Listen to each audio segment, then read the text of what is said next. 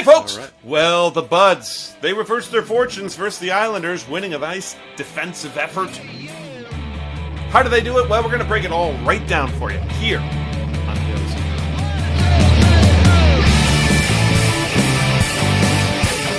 You're in the offensive zone, your place for Leafs hockey.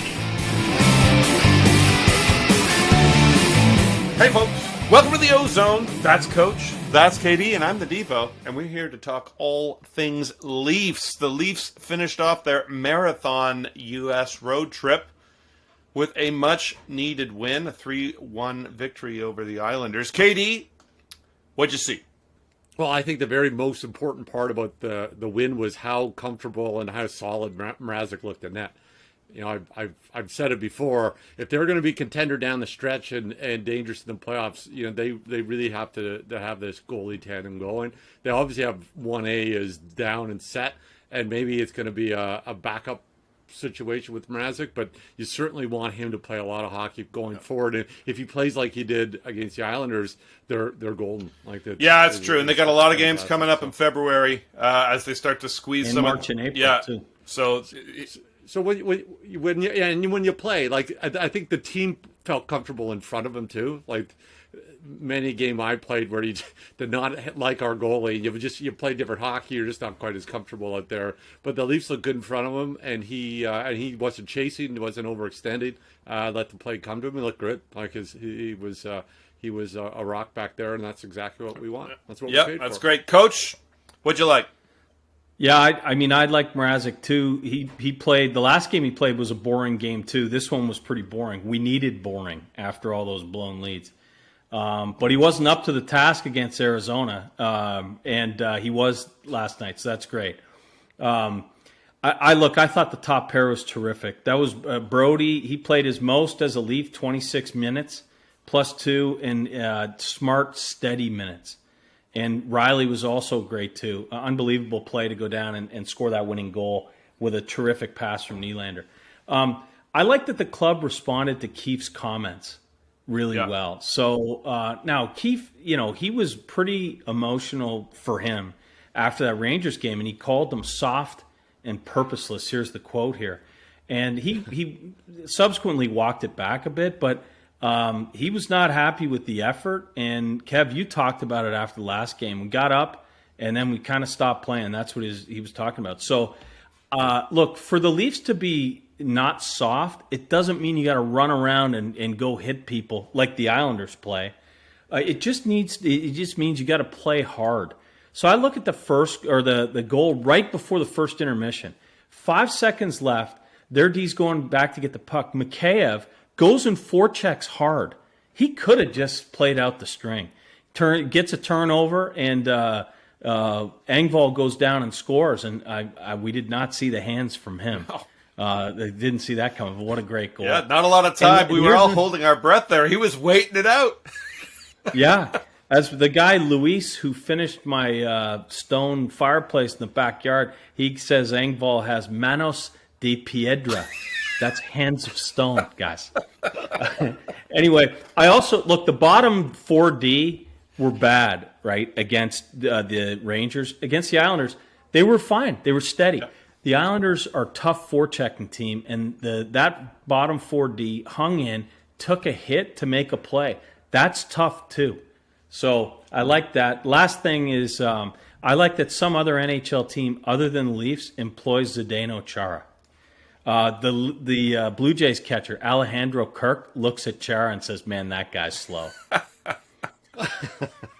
Yeah, we talked about that. Anyways, you got to like Mrazek getting a win in a low-scoring game. That was great. And a nice stat line there. Engvall and the third line. I mean, who saw that coming? Yeah. Third line's fast, buzzing. And heavy. They just look great out there. Although maybe we'll touch on that a little bit later. That third line's going to change a little bit. You gotta like getting a low-scoring game when your D pairs are in a blender. You were talking about that before, Coach. I think that really matters. I think you got to give a bit of a shout out to Delstrom coming in, and he looked pretty good actually. He's an intriguing guy. He's had some bad luck with injuries, but he's a big boy. And the Leafs could use someone like that in their lineup and in their system. So that's great to see. What didn't you like, Coach? Yeah, Dahlstrom, he's 6'4", 6'5" every night, or as Babcock would say, each and every night. So what I didn't like is Clark Gillies. Hated to see that. I'm going to pour one out for Clark Gillies. Yeah. So that was unfortunate. Although I think an unintended benefit of that was that the Islander fans weren't honest on Tavares as much. Yeah. So I mentioned the bottom four, and they were really good. Actually, Timothy Liljegren had a really good game. So I was critical of him the game before. I got to give him his props. But here, I want to show you 4 seconds of tape, okay? And he makes a couple of just immature mistakes. He'll get this. You never see Brody do this. So let me tee it up here. Here's a shot. 1:04 left in the first. Leafs are up 1-0. And the circle down at the bottom, their D has nothing. Our forecheck is great. He flips it into the center ice area, okay? So let's switch to a view where we can see the Leafs set up. Here it is. You can see the puck's in black circled. It's in the air. We're great. We're back 3 of them on 4 of us. Terrific. Liljegren is in blue. The guy who ends up being the problem is circled in red. Okay, puck's in the air. Next one, you can see it's higher in the air, and the gap between Liljegren and his guy is closing. Okay, so the next one is where I want to explain something to you. The puck in black now is just about to land, and Liljegren, the guy, the gap is tightened. He should be looking where the blue triangle is focused. He should be looking at the player. You play this kind of play just like it's a one-on-one and the guy has the puck. You have to play the man. You keep the man in front of you. You can't play the puck. But he's looking straight down at the puck.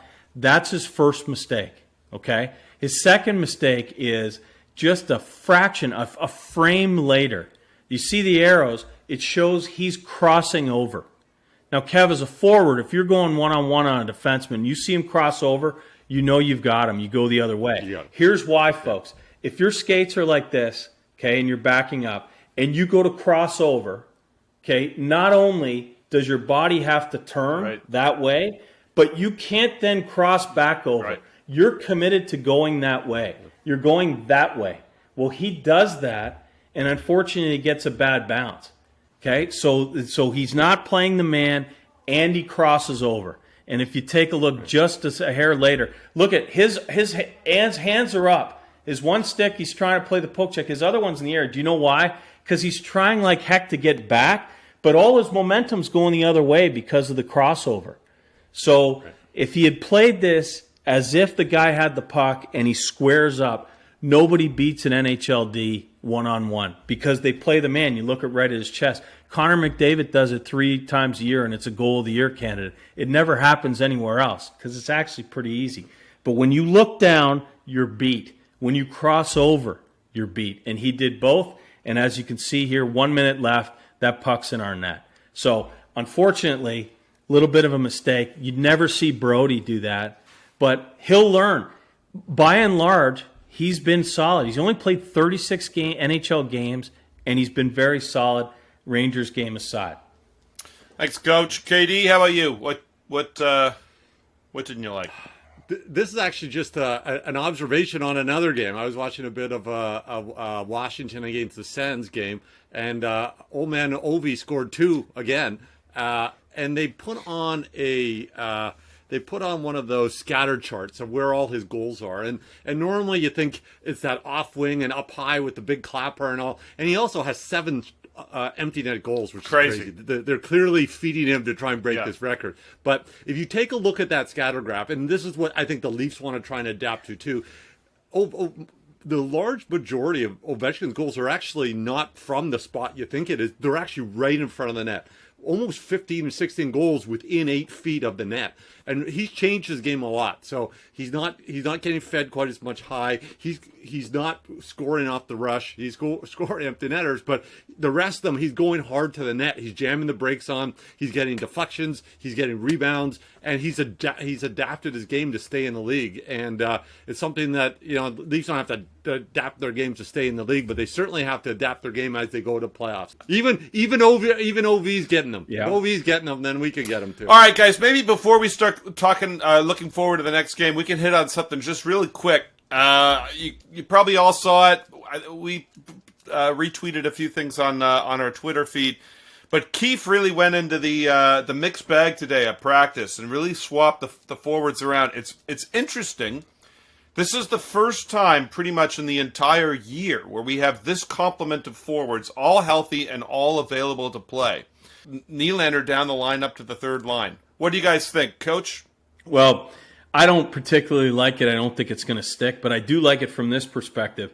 Let's find out who can play with who with more variety now. Yeah. When we can, because we go into a series like Montreal, like Columbus, and the big guys can't score, and we have to move them around there. At least now you got an inkling of who can play with whom. That's a good point. Right? But the Nylander's got to be top 6. Come on. Yeah. KD? I think we had talked about it about a year ago, and I talked about maybe moving Nylander onto the third line as a center to drive the line as far as scoring goes. And I thought that was sort of a valid argument. However, you end up getting Camp, who ends up exceeding our expectations. He plays this great checking style. I think we found a real line there. So I just don't think the guy who floats, the forward who floats the most is going to fit on the checking line. I don't see it. But that said, there's a ton of speed there, and maybe they're just looking for ways to generate. And I think that's pretty much what Keefe is doing. It'll be interesting, as Coach says, to see if it'll last until Wednesday night, or maybe they play around and get a game or two under their belt. I was just really excited to see the full complement of forwards and maybe actually finally slot in where we all thought they would. Right? I've been 65, 64, and 25 on that third line. I was excited to see it. And we're not getting it. And then, that puts 47 back with, Spezza finally gets to play with Engvall and Simmons and not, Clifford and Ritchie. And you got to get 19 going. He's had to play. It's hard to soar with the Eagles when you're running with the Turkeys, but, they finally got Clifford and Ritchie in the press box. So let's hope that bodes well for 19. Okay, let's lay it all on the line here, fellas. It's predictions time. The Leafs get to enjoy this last win a little bit. They don't play until Wednesday night versus the Ducks. Coach, how do you see it? I thought you were going turkeys could fly like Arthur Carlson and WKRP. Okay, so real quick, I'm calling a 4-0 win. Campbell with the shutout, and Matthews gets one. Campbell's going to bounce back big time. I'm also going to predict that our loyal subscribers have been learning a lot about how not to play D, and that's going to continue here. So here's a text I got from one of our subscribers, originally from Halifax. Guys, we got subscribers from all over. Everywhere. He chirping me on the Tiger Woods story, and then he says, by the way, Coach Berto and I have our 6U girls team playing better in front of their own net than Sandine. A reference to this picture from the last podcast. And here's a picture of his girls. There's Sydney, she's 6U, and her older sister Cameron. These girls can really play. So keep it up. We'll try and keep showing you what they don't do right, and occasionally maybe something that they do right. All right, Katie, what's going to happen?